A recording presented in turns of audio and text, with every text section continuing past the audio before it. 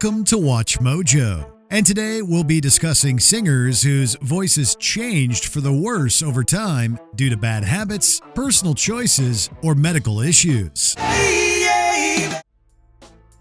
Robert Plant. The vocal stylings of Robert Plant were hugely influential upon the development of heavy metal. The Led Zeppelin frontman possessed a caterwauling wail that howled at the heavens with little regard for personal safety.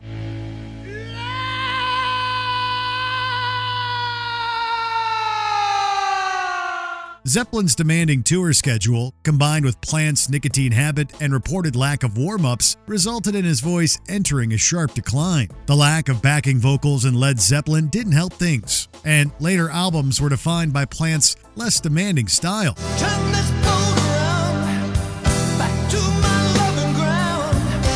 Oh no. Plant's solo career would see even less reliance upon his higher register, although fans could argue this wasn't a bad thing. This just meant that a more intimate, bluesier, and perhaps even folky Robert Plant left the 1970s in his rearview mirror. There is no turning back on the run. Axl Rose. The world of 1980s hard rock and heavy metal was one that featured high, powerful voices. Axl Rose remains one of the best and most defining singers from this era, although a career of singing at this elite level has taken its toll.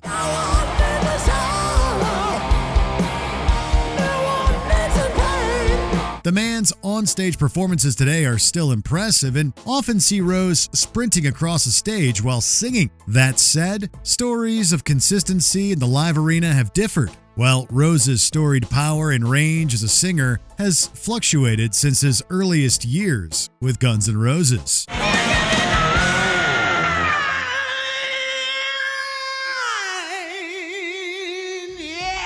John Mayer. We keep on rolling to protect our situation. Now I'm down to the wall. It's not out of the ordinary for a professional musician to find new ways of expressing themselves vocally. This goes double after instances of surgery, such as the one John Mayer went through after being diagnosed with vocal granuloma in 2011. These non-cancerous folds usually grow in the back of the throat after long periods of irritation or improper singing. Disappointment has a name. It's heartbreak, heartbreak.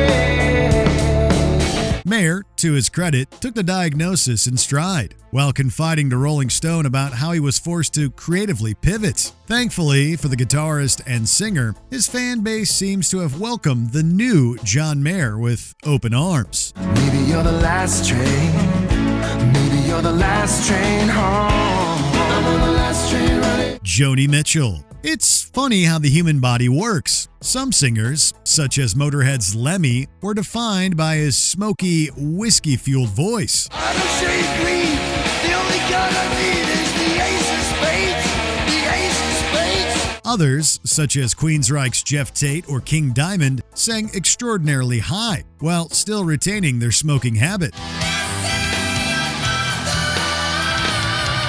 Joni Mitchell's light and graceful voice from the 1960s and 70s largely suffered from her nicotine habit, which diminished her dulcet tones in a huge way. This, of course, takes nothing away from Mitchell's talent as a songwriter, arranger, and lyricist. Her modern-era live performances are a long way removed from her hippie heyday, however. Oh, I really don't know love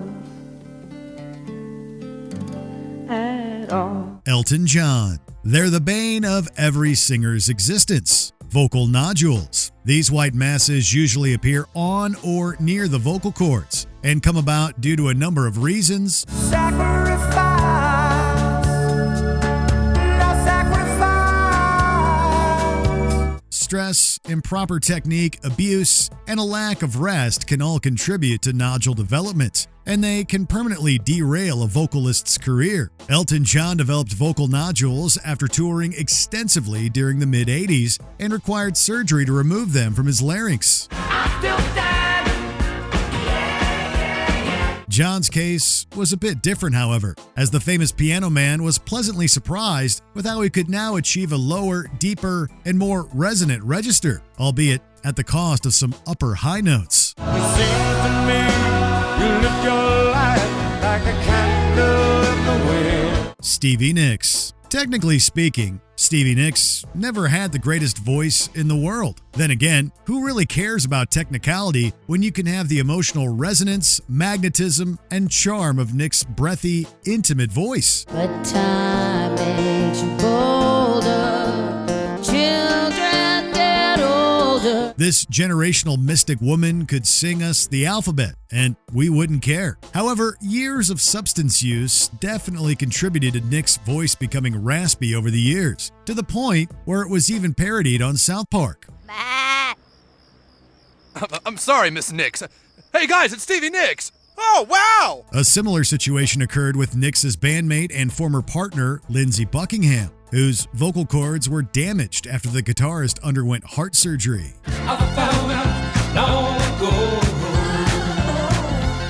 It's a long way down the holiday road. Julie Andrews. About 20 years ago, way down in New Orleans.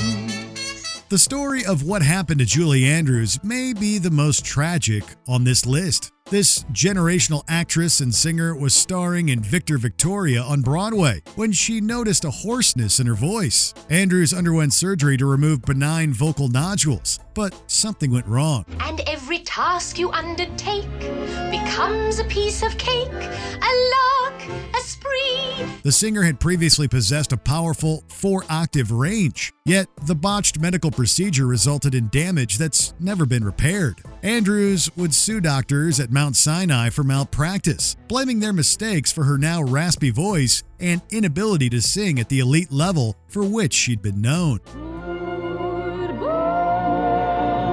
Adele. Never mind, I'll find someone like you. One of the good things about vocal nodules is that they're treatable, sometimes with surgery, and other times changing up one's diet and routine. The voice of Adele is known far and wide for its immense power. We could have had it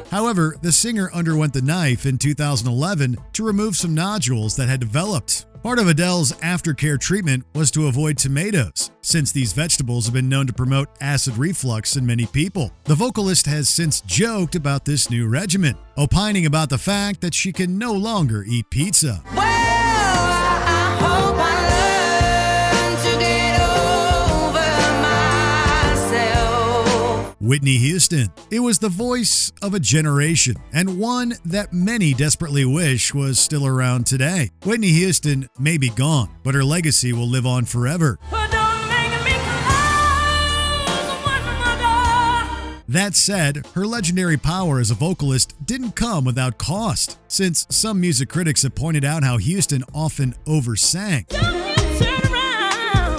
There's no more tears left here for you to see. This combination of physical exertion and a challenging schedule, combined with Houston's unfortunate struggles with substances, led to a sharp decline in her abilities. This decline, thankfully, hasn't defined Whitney Houston, however, with most fans remembering how special this voice was at its creative peak.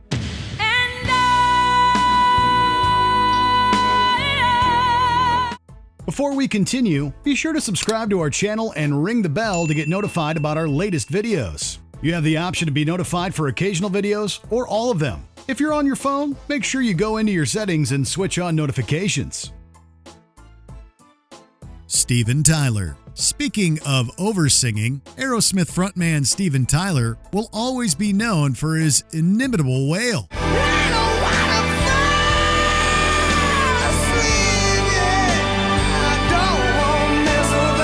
This classic rock singer could belt it out with the best of them, but it was this frequent overexertion that led to Tyler bursting a blood vessel in his throat back in 2006.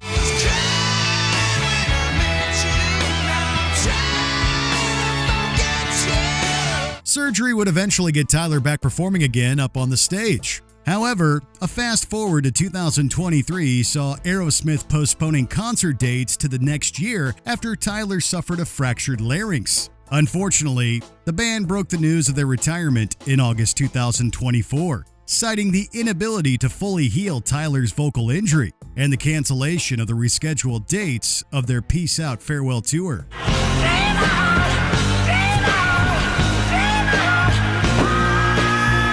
Does it matter to you if a favorite singer's voice changes over the years? Let us know in the comments.